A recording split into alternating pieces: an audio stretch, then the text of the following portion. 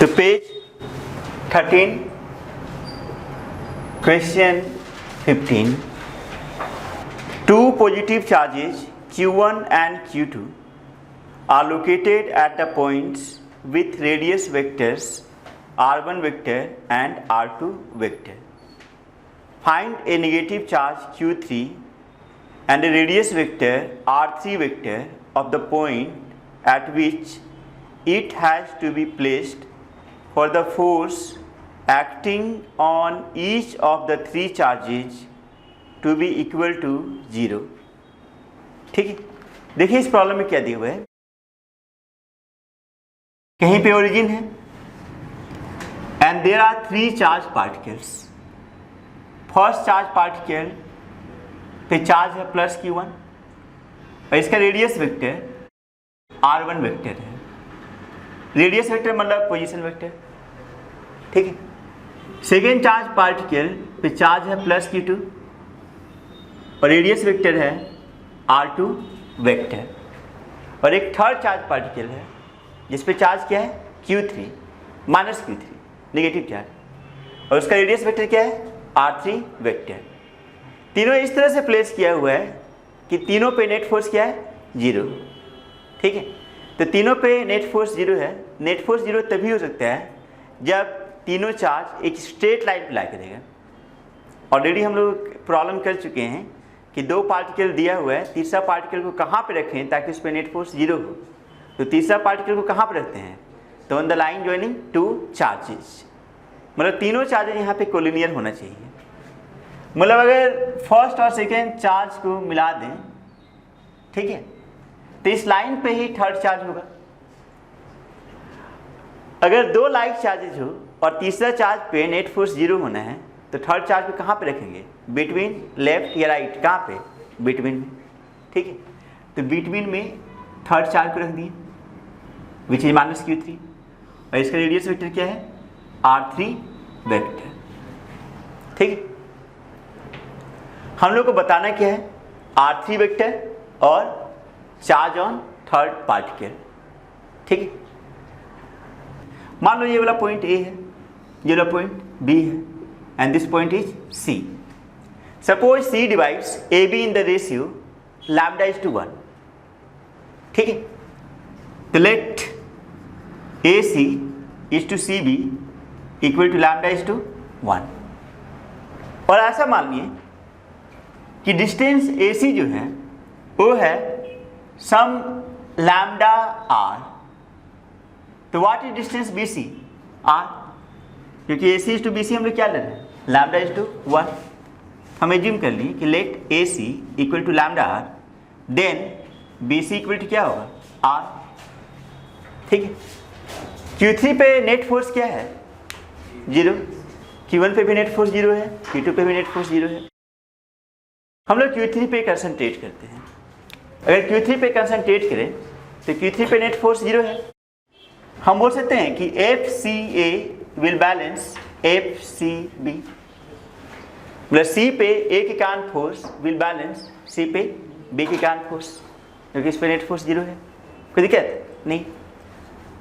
अब FCA को हम लोग क्या लिख सकते हैं K mod QC QA upon AC का डिस्टेंस का स्क्वायर. डिस्टेंस AC क्या है लैम्डा R. तो लैम्डा R का whole square equal to FCB को क्या लिखेंगे K मॉड के अंदर QC QB अपॉन वो डिस्टेंस क्या है R square. K cancel out, QC cancel out, यहाँ पे R स्क्वायर कैंसिल आउट. ठीक है. QA is Q1, QB is Q2. तो QA के जगह पर दिए Q1 और मॉड हटा सकते हैं आराम से क्योंकि Q1 इज पॉजिटिव. ठीक है. डिनोमिनेटर में क्या है lambda square equal to QB. QB is what Q2. तो इक्वल टू Q2. ठीक है. तो यहाँ से लैम्डा स्क्वायर मिल गया Q1 इज टू Q2. तो what is lambda under root plus minus देना चाहिए. अच्छा माइनस साइन क्या बताएगा एक्सटर्नल डिवीजन और प्लस साइन क्या बताएगा इंटरनल डिवीजन. तो पॉइंट जो है बीच में है या फिर बाहर में है? बीच में है। तो प्लस साइन लेंगे या माइनस साइन लेंगे? Plus sign. तो लैम्डा मिल गया under root Q1 is to Q2। ठीक है। अब देखो लैम्डा अगर आ गया, R3 वेक्टर इमीडिएटली बता सकते हैं। R3 वेक्टर ऐसे बता सकते हैं, R3 vector equal to formula होगा MR2 vector plus NR1 vector upon M plus N, section formula. Section formula, ठीक है। वेक्टर में भी सेक्शन फॉर्मूला लगा सकते हैं। M इज टू N तो पता है, लैम्डा इज टू 1, ठीक है। M इज टू N, ये लैम्डा इज टू 1। मतलब बोल सकते हैं कि M का रोल करेगा लैम्डा और N का रोल कौन करेगा? 1। तो M की जगह पे लिख दिया lambda which is under root Q1 upon Q2 R2 vector plus N की जगह पे 1 R1 वेक्टर। डिनोमिनेटर में फिर से N, मतलब Q1 Q2 अंडर रूट में प्लस 1। सिंप्लीफाई किया जाए इसको, अगर इसको सिंप्लीफाई कर दें तो हम लोग क्या लिख सकते हैं? Root Q1 R2 vector plus root Q2 R1 vector upon root Q1 plus root Q2। ठीक है। अब हम लोग कंसंट्रेट करेंगे आदर A पे या फिर B पे, किसी पे भी कंसंट्रेट कीजिए। Q3 पे कंसंट्रेट किए तो लैम्डा मिल गया और अल्टीमेटली क्या मिल गया? R3 vector. अब हम लोग कंसंट्रेट करेंगे आदर A पे या फिर B पे। चलिए A पे कंसंट्रेट करते हैं। तो A पे भी नेट फोर्स 0 दिया हुआ है क्वेश्चन में, ठीक है। तो A पे अगर नेट फोर्स 0 है तो A पे B के कारण फोर्स विल बैलेंस A पे C के कारण फोर्स, ठीक। और A पे B के कारण फोर्स क्या होगा? K मॉड QA QB, और A से B का बीच का डिस्टेंस क्या है? लैम्डा R प्लस R का होल स्क्वायर, ठीक है, इक्वल टू FAC हम लोग क्या लिखेंगे? K mod QA QC upon AC distance क्या है? लैम्डा R का whole square. K cancel out, QA cancel out, QB is Q2 और लैम्डा R प्लस R में R कॉमन निकालिए तो lambda plus 1 square R square. इस side में QC तो बताना ही है, और lambda square R square cancel out. तो QC का mod equal to lambda square upon lambda plus 1 का whole square into Q2। Lambda क्या है? Under root Q1 upon Q2। तो लैम्डा स्क्वायर क्या मिला? Q1 अपॉन Q2 नीचे में, ठीक है। Q2 cancel out. यहाँ पे root Q1 plus root Q2 upon root Q2 का होल स्क्वायर, और रूट Q2 का स्क्वायर ऊपर चला जाएगा। अल्टीमेटली क्या मिलेगा? नोमिनेटर में Q1 Q2 और डिनोमिनेटर में root Q1 plus root Q2 का whole square is mod QC। तो इसलिए QC प्लस माइनस होना चाहिए, लेकिन प्लस माइनस में एक चीज डिसाइडेड है कि QC निगेटिव है। तो इससे QC क्या होगा? Minus Q1 Q2 upon root Q1 plus root Q2 का होल स्क्वायर। तो ये दोनों हम लोग का फाइनल आंसर, ठीक है। तो ये प्रॉब्लम इरोडो का था, ठीक है। Next problem page 13, problem 19। इसमें एक पार्ट इरोडो का है, 2 पार्ट और हम ऐड किए हैं, ठीक है। प्रॉब्लम में दिया हुआ है a thin wire ring of radius r has an electric charge small q। First part, what will be the increment of the force stretching the wire if a point charge q naught is placed at the ring's center। ये वाला part इरोडो का है, इसको solve करते हैं। देखिए problem में ऐसा दिया हुआ है कि एक रिंग है जो कि यूनिफॉर्मली चार्ज है और इस पे चार्ज क्या है Q, और इसका रेडियस क्या दिया हुआ है स्मॉल r। ठीक है,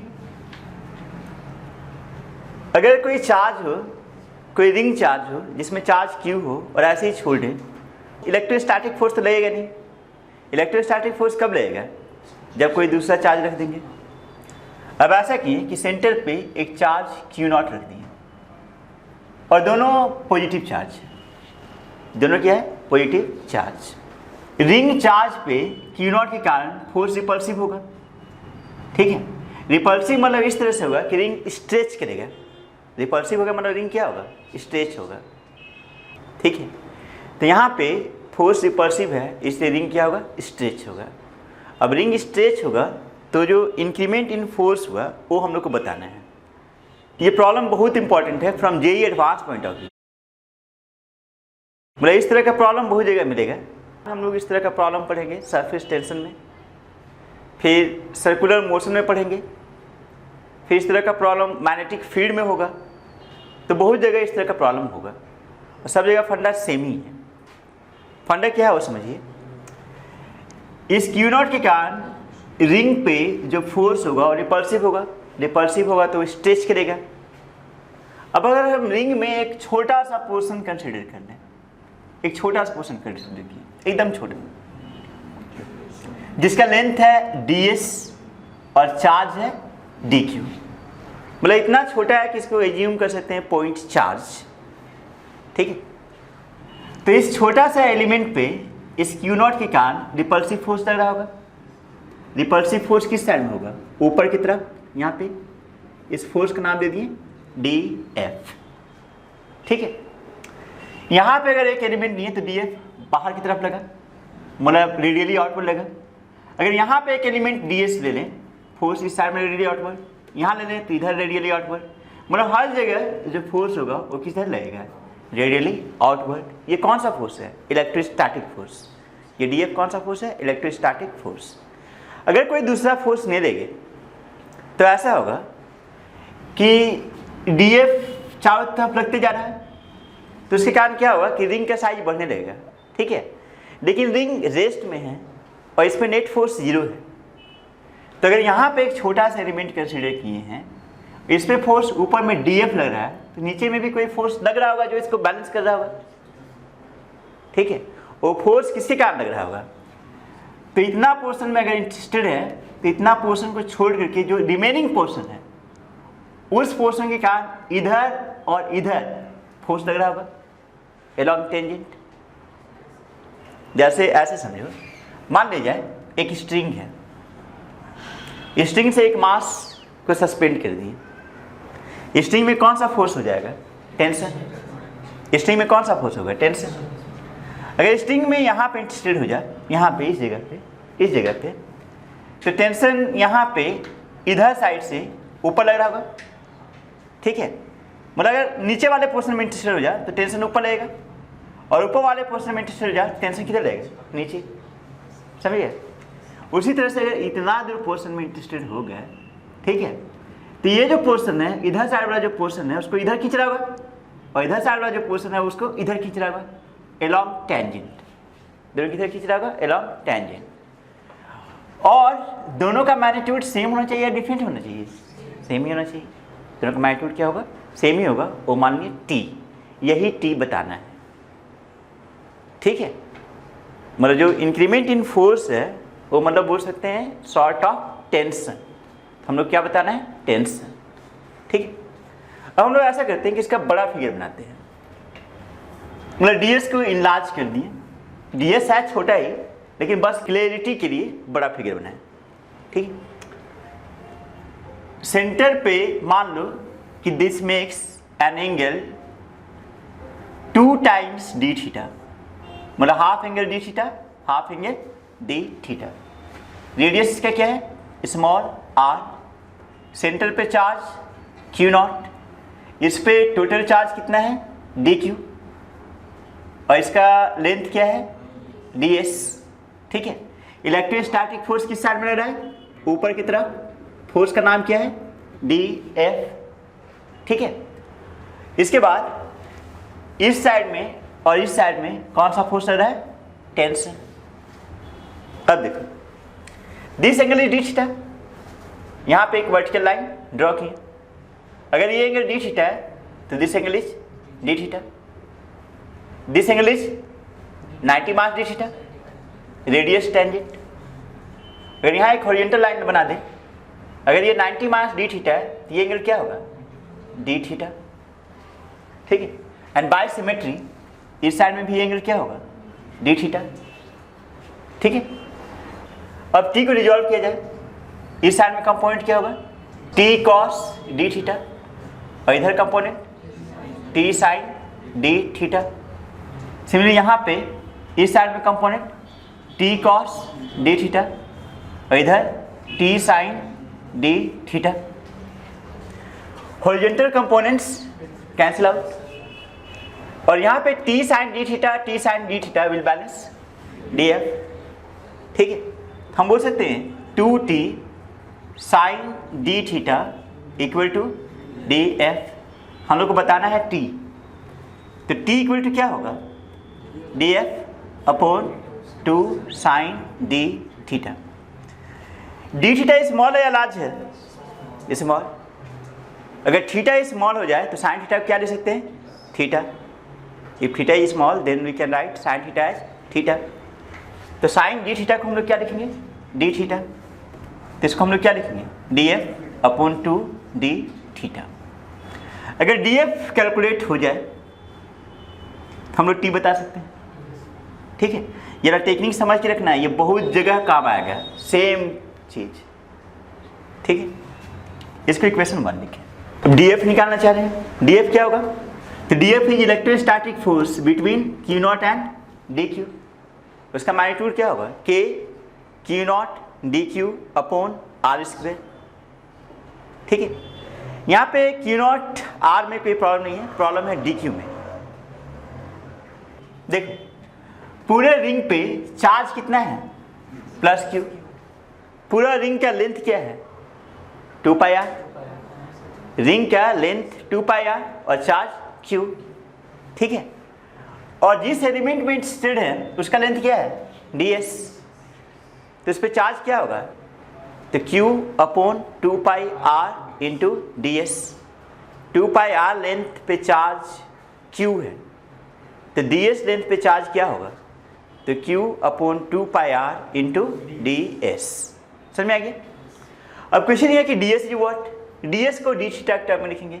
ये देखो, circular arc, radius, central angle, theta equal to arc upon radius. तो यहाँ पे सेंटर पे जो एंगल है वो कितना है? 2d theta. हम लिख सकते हैं 2d theta equal to arc upon radius. यहाँ से ds इक्वल टू क्या लिखेंगे? 2rd थीटा, ठीक है। तो अगर dq बताना है तो dq हम लोग क्या लिखेंगे? q upon 2πr into ds। 2πr length पे चार्ज q, तो ds लेंथ पे चार्ज क्या होगा? तो q upon 2πr into ds। तो q अपॉन 2πr और ds की जगह पे 2r d थीटा। 2 और r cancel out, q d theta upon pi dq है, ठीक है। अगर dq आ गया तो df बता सकते हैं। df क्या होगा? k Q0 dq upon R²। k is k, Q0 is Q0, dq के बदले q d theta upon pi और R² पहले से df आ गया। df आ गया तो t आ गया, ठीक है। तो इसलिए अगर t बताना है, t is df upon 2d theta, और अल्टीमेटली क्या मिलेगा? k Q0 q 2 pi R²। This is the final answer, ठीक है। इसका सेकेंड पार्ट क्या दिया हुआ है? Find the increase in force between 2 semi circular parts of the ring after the point charge Q not is placed at the rings centre. ठीक है, यहां देखिए सेकेंड पार्ट में क्या दिया हुआ है, सेमी सर्कुलर पार्ट पे क्या बताना है, इंक्रीज इन फोर्स। तो एक सेमी सर्कल पे इंटरेस्टेड हुए, ठीक है, टेंशन किधर लगेगा, डाउनवर्ड, उसका रीजन है सेंटर पे पॉजिटिव चार्ज है, इसी कारण नेट जो इलेक्ट्रोस्टैटिक फोर्स होगा वो किधर लगेगा, ऊपर की तरफ। ठीक है, और टेंशन एवरीवेयर किस साइड में होगा, अलोंग टेंजेंट। तो यहाँ पे टेंशन देखो अलोंग टेंजेंट है, टेंशन का कहीं पे भी मैग्नीट्यूड क्या होगा, सेम ही होगा। और टेंशन का मैग्नीट्यूड क्या है, के Q not Q upon 2 pi R square. यहाँ पे ओवरऑल टेंशन कितना हो गया, 2T। ठीक है, तो हम बोल सकते हैं कि इस पार्ट का जो आंसर होगा वो क्या होगा, 2T। और 2T अगर उसमें पुट कर दें तो क्या मिलेगा, के Q not Q upon pi R square. ठीक है, अच्छा एक और part, using the result found in part B find the force that the point charge exerts on one half of the ring। ठीक है, देखो पॉइंट चार्ज के कारण फोर्स क्या लग रहा है, F किसको बैलेंस कर रहा है, 2T को। तो आंसर क्या होगा, F इक्वल टू 2T। मतलब जो सेकेंड पार्ट का आंसर है वही थर्ड पार्ट का आंसर होगा, F is 2T which is के Q not Q upon pi R square. ठीक है, इलेक्ट्रिक फील्ड में हम लोग इसका एक टेक्निक सीखेंगे इंटीग्रेशन करके। यहाँ पे जो फोर्स F निकाल रहे हैं इसके लिए एक टेक्निक सीखेंगे और वो टेक्निक क्या होगा, इंटीग्रेशन। ठीक है, यहाँ बिना इंटीग्रेशन का सॉल्व कर दिए। Page 9 problem 16, two small equally charged spheres each of mass m are suspended from the same point by silk threads of length L. The distance between the spheres x is much smaller than L. Find the rate dq upon dt with which the charge leaks off each sphere if their approach velocity varies as v equal to a upon root x, where a is a constant। हम लोग सबसे पहले ऐसा करते हैं कि Q का value निकालते हैं इन terms of X, L and M। ये लोग काम तो कर सकते हैं, FBD बनाइए, FBD बना करके Q का value in terms of X, L, M। tan theta equal to F upon mg होता है इस तरह के क्वेश्चन में। ठीक है, सिचुएशन कुछ इस तरह का है, separation X, length L, angle नहीं दिया हुआ है, एंगल मान लो थीटा, तो इस साइड में भी एंगल क्या होगा, थीटा। अब एफबीडी बनाओ, electrostatic force left, weight downward, tension along the string. T को रिजॉल्व कर सकते हो और एक और तरीका हो सकता है, दूसरा तरीका ये हो सकता है, एफ और एम जी का जो रिजल्टेंट होगा वो टी को बैलेंस करेगा। एफ और एम जी का जो रिजल्टेंट होगा वो टी को क्या करेगा, बैलेंस करेगा। बोलने का मतलब ये हुआ कि एफ और एम जी का जो रिजल्टेंट हुआ टी के उल्टे साइड में है, इसका नाम दे दिए आर। एफ और एम जी का रिजल्टेंट का नाम आर दिए, तो ये अगर ये एंगल थीटा है तो ये एंगल भी क्या होगा, थीटा। तो टैन थीटा को हम लोग लिख सकते हैं perpendicular upon base. Tan theta क्या लिख सकते हैं, परपेंडिकुलर अपॉन बेस। परपेंडिकुलर का रोल करेगा एफ और बेस का रोल करेगा एम जी। ठीक है, हम डायरेक्ट लिख सकते हैं tan theta equal to F upon M g. और ये हम लोग पहले से भी जानते हैं, T sine theta equal to F होगा और T cos theta equal to M g होगा। डिवाइड करोगे तो अल्टीमेटली यही रिजल्ट आएगा। तो हम ऐसे डायरेक्ट लिख दिए। हम जैसे किए हैं वैसे करने का भी जरूरत नहीं है, आप आराम से टी को रिजॉल्व कीजिए। T sine theta equal to F और T cos theta equal to M G कीजिए और टैन थीटा इक्वल टू आ जाएगा F upon M G. F क्या होगा, इलेक्ट्रोस्टैटिक फोर्स। तो tan theta equal to F के यहाँ पे क्या लिखेंगे, 1/4 पाई एप्सिलॉन नॉट। Q1 Q2 मतलब Q स्क्वायर, दोनों पे चार्ज सेम ही है। इस पे चार्ज अगर Q है तो इस पे भी चार्ज Q है। अपॉन आर स्क्वायर, आर का रूल कौन कर रहा है? एक्स स्क्वायर, और एम जी पहले से, क्यू स्क्वायर चाहिए। लेकिन प्रॉब्लम में थीटा नहीं दिए हुए है। एल और एस के टर्म में टैन थीटा क्या होगा? यहाँ देखो, इतना दूर लेंथ क्या है? एक्स, हाफ लेंथ क्या होगा? X upon two, L hypotenuse, x upon two perpendicular, base नहीं आ जाएगा, बेस क्या होगा? L square mass square upon 4। लेकिन एक चीज कंडीशन दिया हुआ है क्वेश्चन में, प्रॉब्लम में एक चीज लिखा हुआ है, X is much smaller than L. अगर X much smaller than L हो जाए तब उस केस में L square mass square upon 4 को हम लोग क्या लिख सकते हैं? L square which is L. ठीक है। वैसे एक और तरीका होगा, अगर एक्स बहुत स्मॉल हो जाए, मतलब एंगल बहुत छोटा, थीटा बहुत स्मॉल, और थीटा अगर बहुत स्मॉल हो जाए तो टैन थीटा को हम लोग लिख सकते हैं थीटा, और थीटा को लिख सकते हैं एल अपॉन आर, आर का अपॉन रेडियस। आर का रोल कौन करेगा? एक्स अपॉन टू, और रेडियस का रोल कौन करेगा? एल। वैसे आप देखो, tan theta perpendicular upon base, perpendicular क्या है? एक्स अपॉन टू, और बेस क्या है? एल, सेम ही चीज। तो टैन थीटा की जगह पे हम लोग क्या लिखेंगे? परपेंडिकुलर हो गया एक्स अपॉन टू, और बेस हो गया एल। ठीक है। अब क्यू स्क्वायर चाहिए, तो क्यू स्क्वायर इक्वल टू क्या मिला? 2 pi epsilon nought x cube m g upon l. अब क्वेश्चन पे आते हैं। क्वेश्चन में हमसे क्या मांगा है? D q by d T.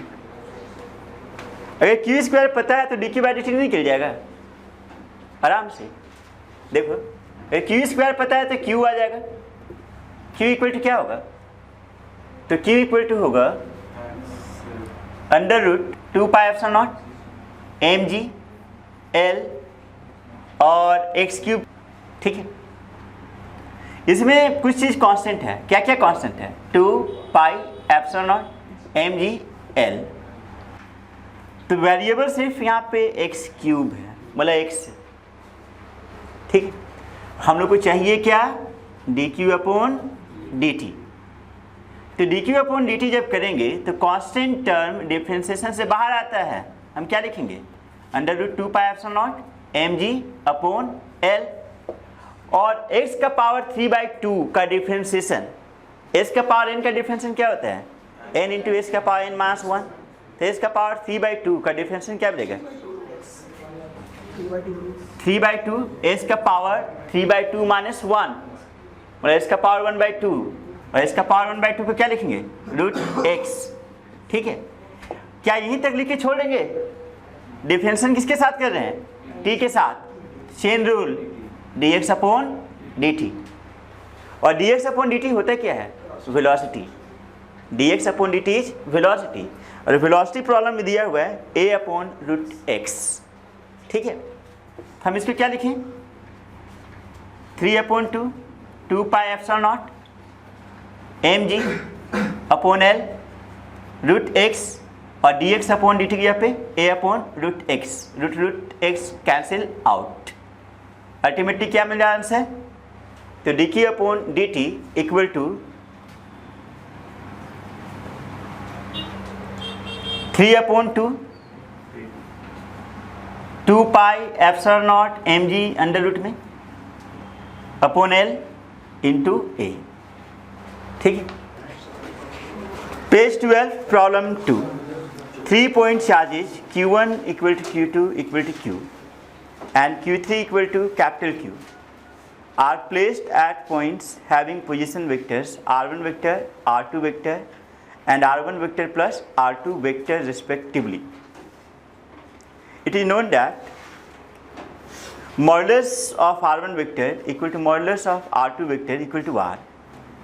The net electrostatic force on Q3 is root 3 times the force applied by either of Q1 or Q2 on Q3. Find R1 vector dot R2 vector. देखा जाए, सबसे पहले situation क्या है वो देखा जाए। मान लो यहाँ पे ओरिजिन है, ठीक है। Q1 का पोजीशन वेक्टर क्या दिया हुआ है, R1 वेक्टर। तो Q1 का position vector is R1 vector और Q2 का पोजीशन वेक्टर R2 वेक्टर। मान लो Q2 यहाँ पे, तो Q2 का position vector is R2 vector और R1 वेक्टर R2 वेक्टर दोनों का मैग्नीट्यूड इक्वल है, ठीक है। R1 वेक्टर और R2 वेक्टर दोनों का मैग्नीट्यूड इक्वल है एंड इक्वल टू R, ठीक है। मतलब ये भी R है, ये भी R है। Q1 का मैग्नीट्यूड क्या है, Q1 Q है, Q2 भी क्या है, Q है। और third charge capital Q, Q3, जिसका पोजीशन वेक्टर क्या है, R1 vector plus R2 vector. तो अगर दो वेक्टर का टेल एक जगह पे हो तो रिजल्टेंट पैरेललोग्राम लॉसिंग, मतलब R1 वेक्टर और R2 वेक्टर का resultant R1 vector plus R2 vector, इसका डायगोनल होगा पैरेललोग्राम का। मतलब थर्ड पार्टिकल यहाँ पे रखा हुआ है Q, ठीक है। डायग्राम बन गया। अब इस क्वेश्चन में क्या दिया हुआ है, the net electrostatic force on Q3, net electrostatic force on Q3 मतलब इस पे is √3 times the force applied by either of Q1 और Q2 on Q3। अच्छा, Q1 और Q2 के कारण Q3 पे फोर्स का मैग्नीट्यूड इक्वल होगा या डिफरेंट होगा, इक्वल ही होगा। चलो तीनों को लाइक चार्ज मान लो, तीनों को क्या मान लो, लाइक चार्ज। Q3 पे Q2 के कारण फोर्स इस साइड में होगा, इसका नाम क्या लिखेंगे, F3(2) और Q3 पे Q1 के कारण फोर्स इधर लगेगा, इस फोर्स का नाम लिखिए F3(1) और दोनों का जो रिजल्टेंट होगा वो 100% कहाँ से पास करेगा, बीच से R1 प्लस R2 की डायरेक्शन में, ठीक। रिजल्टेंट का नाम लिख दिए F net. According to question F net जो है √3 times F3(1), ठीक है। ऐसा करो F3(1) और F3(2) का मैग्नीट्यूड F मान लो, ठीक है।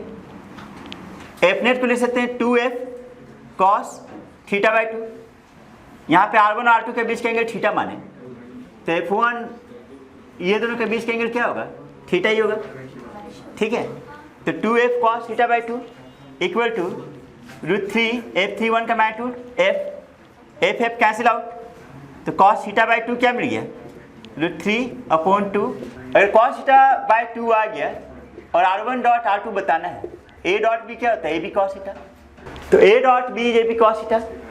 R1 का मैग्नीट्यूड क्या है R, R2 का मैग्नीट्यूड क्या है R, और cos θ का क्या ले सकते हैं, 2 cos स्क्वायर θ/2 -1 R² हुआ, 2 cos स्क्वायर θ/2 क्या मिलेगा, 3/4 -1, 3/2 -1 1/2, आंसर क्या मिला, R²/2। प्रॉब्लम 8 में क्या दिया हुआ है, 2 identical balls each having a charge 2 × 10⁻⁻7 coulomb and a mass of 100 gram are suspended from a common point by 2 insulating strings each 50 centimeter long. The balls are held at a separation 5 centimeter apart and then released. Find first part, the electric force on one of the charged balls, मतलब coulomb force. Second part, the components of the resultant force on it along and perpendicular to the string. Third part, the tension in the string. और fourth part, the acceleration of one of the balls. Answers are to be obtained only for the instant just after the release. Just after the release बोलने का मतलब क्या हुआ, speed 0।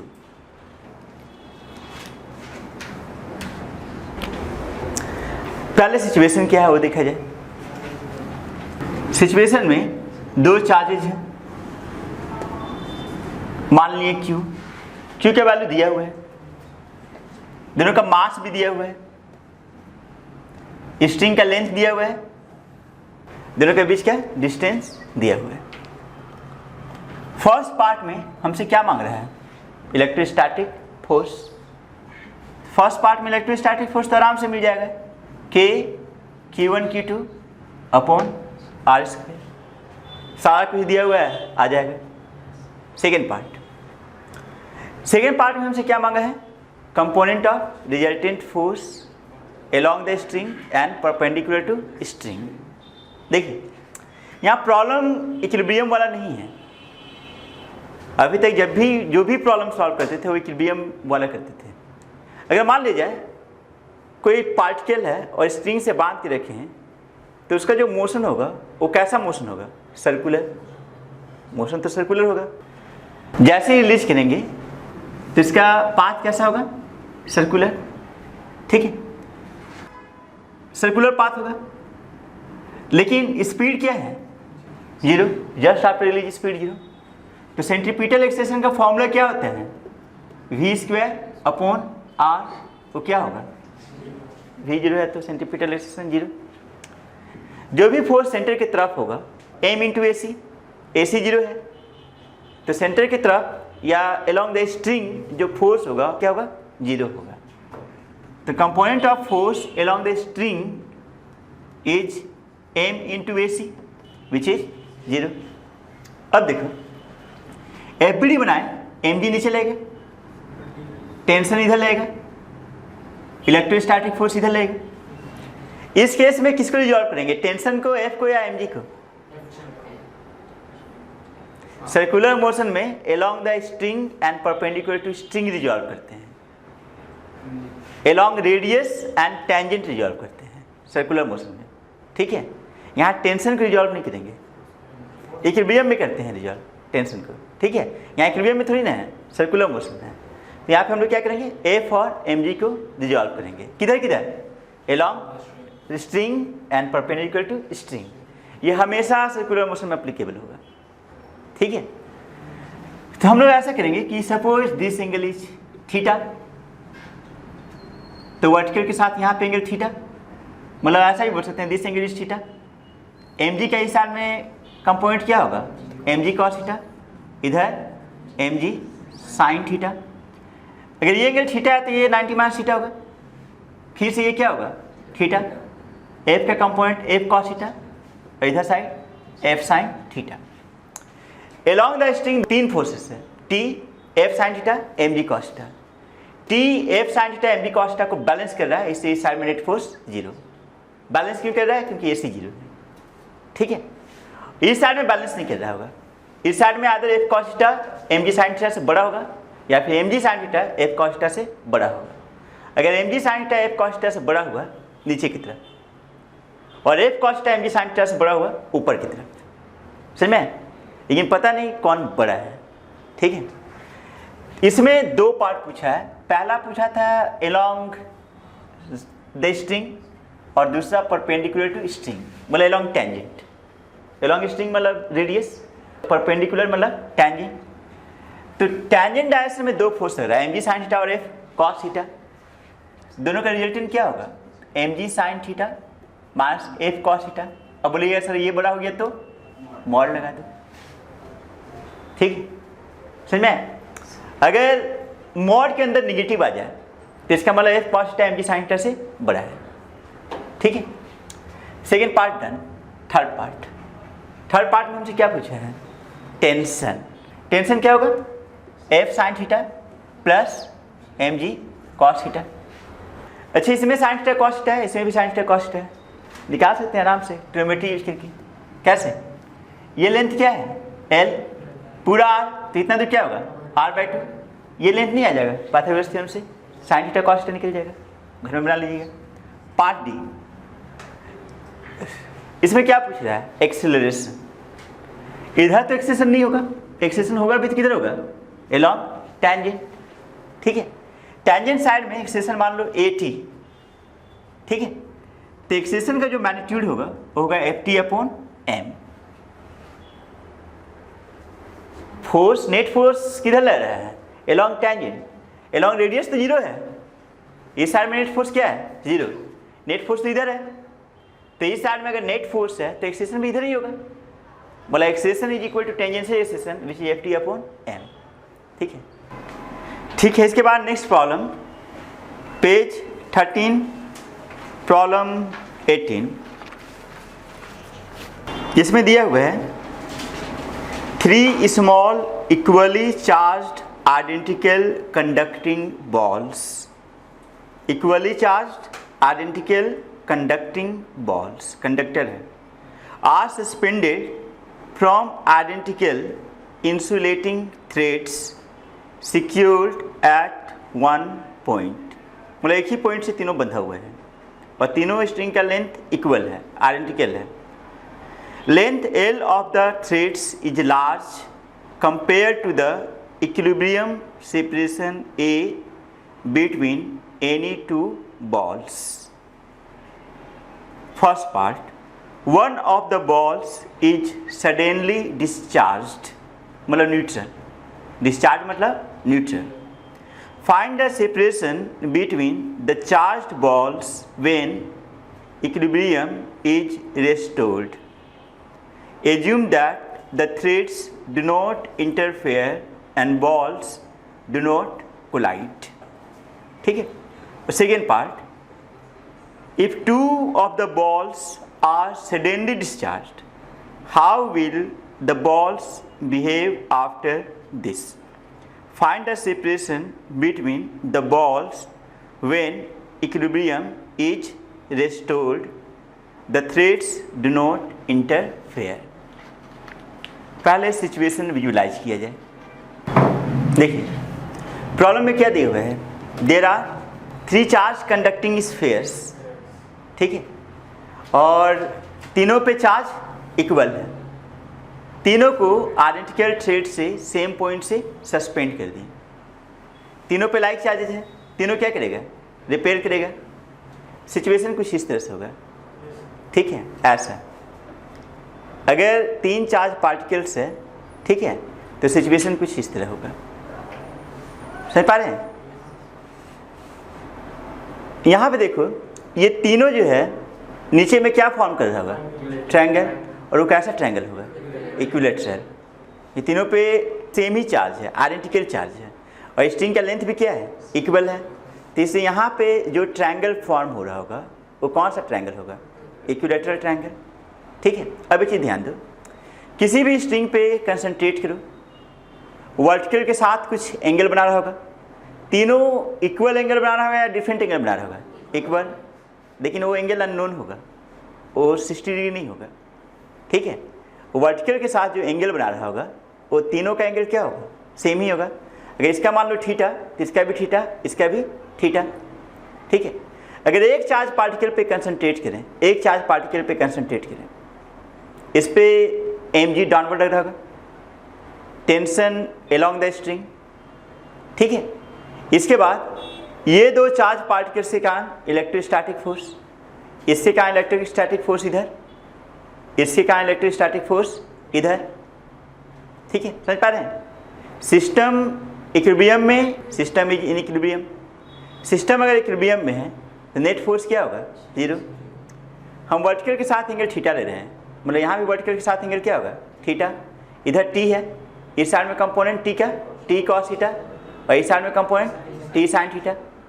ठीक है, T cos theta किसको balance कर रहा होगा, mg को, और टी साइन थीटा किसको बैलेंस कर रहा होगा, तो ये दोनों जो इलेक्ट्रोस्टैटिक फोर्स है उसका रिजल्टेंट को,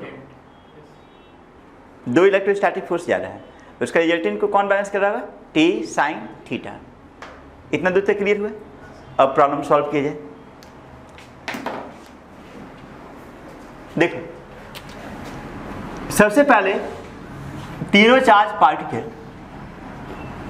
एक इक्विलैटरल ट्रायंगल फॉर्म कर रहे हैं, क्यू क्यू क्यू, सेपरेशन किसी भी 2 के बीच क्या, ए। ठीक है, इस पे इसके कारण इलेक्ट्रोस्टैटिक फोर्स इस साइड में, इस पे इसके कारण इलेक्ट्रोस्टैटिक फोर्स इधर। मान लो दोनों फोर्स का मैग्नीट्यूड F। ठीक है, रिजल्टेंट कहाँ से पास करेगा, दोनों का मिड से। ठीक है, ये एंगल कितना है 60 डिग्री, तो ये एंगल भी क्या होगा 60 डिग्री। रिजल्टेंट का नाम दे दिया आर, आर क्या होगा 2f cos theta upon 2, 2f cos 30 degree, cos 30 is √3 upon 2, √3 upon 2 into 2f √3f, और f का वैल्यू क्या होगा k q square upon a square. ठीक है, f is k q square upon a square electrostatic force. यहाँ तक कोई दिक्कत नहीं। ये ट्रायंगल कैसे बन रहा है, वर्टिकल में या हॉरिजॉन्टल में? हॉरिजॉन्टल। हाँ, ये ट्रायंगल बन रहा हो क्या है हॉरिजॉन्टल। ये जो रिजल्टेंट आ रहा है वो हॉरिजॉन्टल में या वर्टिकल में है? हॉरिजॉन्टल। अच्छा, ये ट्रायंगल हॉरिजॉन्टल है ना, ये ट्रायंगल कैसा ट्रायंगल है हॉरिजॉन्टल, तो ये फोर्स हॉरिजॉन्टल ही होगा। ये जो F इलेक्ट्रोस्टैटिक फोर्स है हॉरिजॉन्टल, इधर से F हॉरिजॉन्टल, रिजल्टेंट क्या होगा हॉरिजॉन्टल या वर्टिकल? हॉरिजॉन्टल। रिजल्टेंट हॉरिजॉन्टल है। ये जो रिजल्टेंट है ये किसको बैलेंस कर रहा है? T साइन थीटा को। अगर एंगल विथ वर्टिकल थीटा है तो T साइन थीटा को बैलेंस कर रहा है R। ठीक है, अब हम एक स्ट्रिंग को ड्रॉ कर रहे हैं, एक स्ट्रिंग को ड्रॉ कर रहे हैं। ठीक है, मतलब चार्ज पार्टिकल के साथ एक स्ट्रिंग को ड्रॉ किया।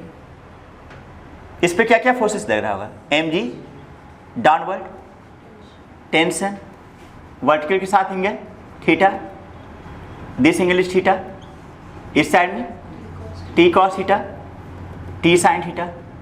t cos थीटा mg को बैलेंस कर रहा है, t sin थीटा किसको बैलेंस कर रहा है? r को, रिजल्टेंट को। ठीक है, स्ट्रिंग का लेंथ क्या है? L। ठीक है, अब यहां पे एक और काम करना है।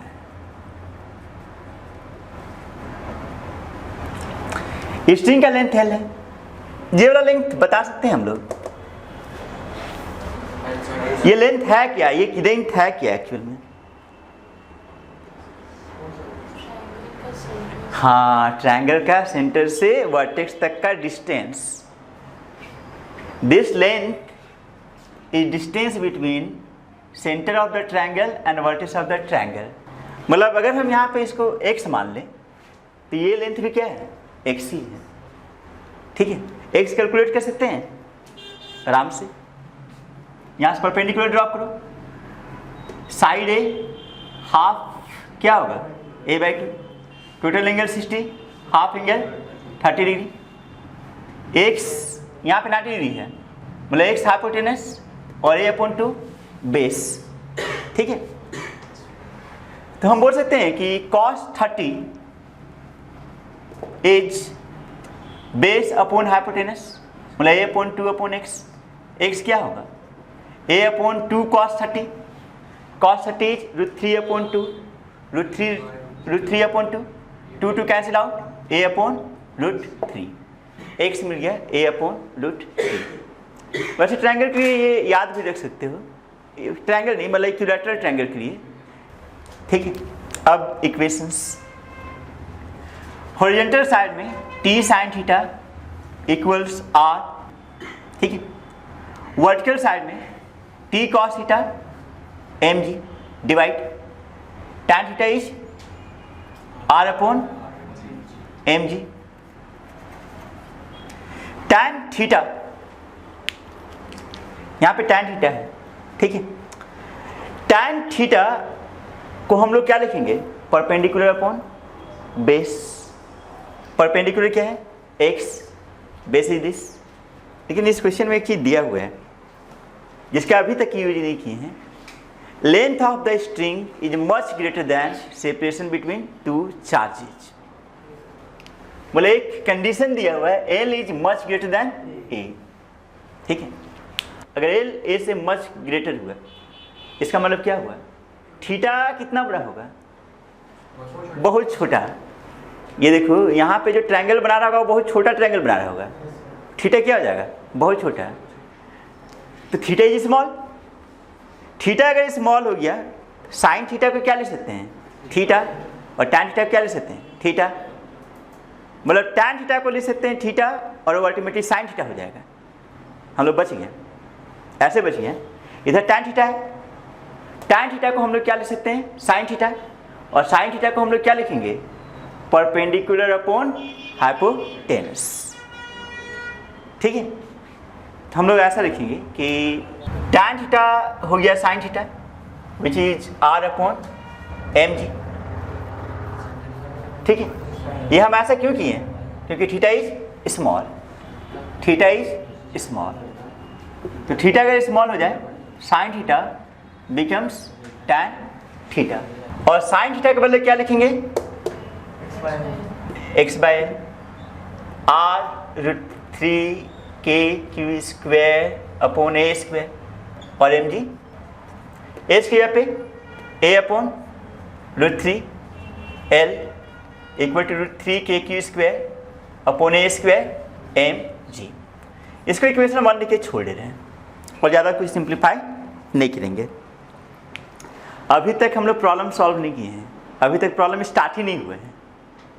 ठीक है, अभी तक प्रॉब्लम का बस फाउंडेशन तैयार हुआ है, प्रॉब्लम अब शुरू होगा। ठीक है, प्रॉब्लम में ये दिया हुआ था कि 3 स्ट्रिंग से 3 आइडेंटिकल चार्जेस सस्पेंडेड हैं, तो तीनों क्या बना रहा है एक हॉरिजॉन्टल इक्विलैटरल ट्रायंगल। इस क्वेश्चन में क्यू नहीं दिया हुआ है, तो क्यू निकालने के लिए इतना पापड़ बेले हैं। फर्स्ट पार्ट में प्रॉब्लम में क्या दिया हुआ है, फर्स्ट पार्ट में ऐसा दिया हुआ है किसी एक पे चार्ज सडनली डिस्चार्ज हो गया। सडनली डिस्चार्ज मतलब कि न्यूट्रल, मान लो ये ब्लैक वाला न्यूट्रल हो गया। ठीक है, अगर न्यूट्रल हो गया इस पर तो कोई फोर्स लगेगा नहीं, फोर्स नहीं लगेगा, ये कहाँ पे आ जाएगा बीच में। लेकिन ये दोनों अब फिर ऐसे ऐसे क्यों रहेगा, ये दोनों भी कहाँ पे चला जाएगा एक लाइन में आएगा, लेकिन रिपल्सन होगा। अब यहाँ पे नया एंगल बनेगा सम θ1, अब थीटा के बराबर नहीं होगा। ठीक है, ये दोनों के बीच में कुछ डिस्टेंस होगा, ये वाला डिस्टेंस निकालना है। ठीक है, फर्स्ट पार्ट में हमसे क्या पूछा है, दोनों के बीच में डिस्टेंस निकालना है अगर एक डिस्चार्ज हो गया। ठीक है, फर्स्ट पार्ट में सिचुएशन कुछ इस तरह से है। फर्स्ट पार्ट में हम लोग को बताना क्या है, सेपरेशन बिटवीन चार्जेस, सेपरेशन मान ली r, लेंथ l। ठीक है, और एंगल मान लिया सम θ1। ठीक है, किसी एक चार्ज पार्टिकल का एफबीडी बनाया जाए, इस पर क्या क्या फोर्सेस देगा mg इलेक्ट्रोस्टैटिक टेंशन। ठीक है, t dash cos θ dash mg, t dash sin θ dash f dash, तो tan θ डैश क्या मिलेगा f डैश अपॉन mg। ठीक, f डैश का वैल्यू क्या होगा k q square upon r square upon mg। ठीक है, इसमें कोई दिक्कत नहीं। tan θ डैश को लिख सकते हैं फिर से sin θ डैश, लेंथ तो लार्ज ही है, l लार्ज है, r स्मॉल है। और अगर sin θ डैश इसको लिख दें, sin θ डैश क्या होगा perpendicular upon hypotenuse, perpendicular r होगा या r अपॉन 2 होगा, r अपॉन 2। tan θ डैश के बदले क्या लिखेंगे r upon 2l equal to k q square upon r square mg। चाहिए क्या हम लोग को r चाहिए, r सब एक साइड में लेके चली जाएगी, r क्यूब बाकी उधर लिख जाएगी 2k q square l upon mg। Problem में क्या क्या दिए हुए हैं, प्रॉब्लम में दिया हुआ है क्या क्या है, l दिया हुआ है और a दिया हुआ है और m दिया हुआ है ना, नहीं m भी नहीं दिया है, m भी नहीं दिया है। इधर से एक कंडीशन आया था, इधर से हम लोग को क्या मिला था, हम लिख सकते हैं k q square upon mg, k q square upon mg, जो नहीं चाहिए उसको हटा रहे हैं, k q square upon mg equal to क्या लिखेंगे a क्यूब अपॉन 3l। ठीक है, इसका नाम दे दिए इक्वेशन 1। उधर k q square upon m d की जरूरत है, k q square upon m d की जगह पे क्या लिखेंगे, ए क्यूब अपॉन 3l, ठीक। तो 2 k q square upon M g is a cube upon 3l into l, l cancel out, ठीक है। तो आर क्यूब मिला 2a क्यूब अपॉन 3, तो आर क्या होगा,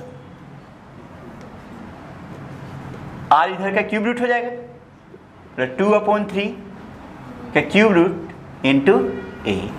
this is answer of first part, ठीक है। इसके बाद सेकेंड पार्ट में क्या बोल रहा है, if 2 of the balls are suddenly discharged, how will the balls behave after this? शुरू में जब तीनों पे इक्वल चार्ज है, तीनों क्या फॉर्म कर रहा है, इक्विलेटरल ट्रायंगल, ठीक है। तीनों नीचे में इक्विलेटरल ट्रायंगल फॉर्म कर रहे हैं। अब क्या बोल रहा है, 2 डिस्चार्ज हो गया, 2 सडनली डिस्चार्ज हो गया। मान लो ब्लू और ब्लैक सडनली डिस्चार्ज, तो ये दोनों तो डिस्चार्ज हो गया, मतलब कहाँ पे आ गया, सीधा नीचे। लेकिन ये वाला क्या होगा, इस पे कौन फोर्स आएगा, कोई नहीं, तो ये भी कहाँ आ जाएगा, वहीं पे, तीनों यहाँ पे आ जाएगा। लेकिन तीनों क्या है, कंडक्टर है, कंडक्टर अगर टच कर जाए तो उसमें क्या होता है, कंडक्शन होगा, मतलब तीनों पे चार्ज डिस्ट्रीब्यूट होगा, और तीनों आइडेंटिकल है, तो तीनों पे इक्वल चार्ज डिस्ट्रीब्यूट होगा। तो 2 डिस्चार्ज हो गया, लेकिन एक पे चार्ज क्यू था, तो तीनों पे चार्ज क्या हो जाएगा, Q/3 Q/3 Q/3, तीनों चार्ज हो गया, तो क्या एक ही जगह रह पाएगा, तीनों लाइक चार्जेस है, फिर क्या होगा, फिर रिपल्सन, फिर क्या हो गया, ट्रायंगल। कैसा ट्रायंगल, इक्विलेटरल, लेकिन सेम साइड या डिफरेंट साइड, डिफरेंट साइड, ठीक है। और सेम एंगल या डिफरेंट एंगल, डिफरेंट एंगल, ठीक है। अब देखिए फर्स्ट केस में जब साइड ए था और चार्ज क्यू था, ठीक है, तो this was the relation in equilibrium condition. इसमें कुछ कांस्टेंट है और कुछ वेरिएबल है। K is a constant, m g is a constant, l is a constant, 3 तो कांस्टेंट है।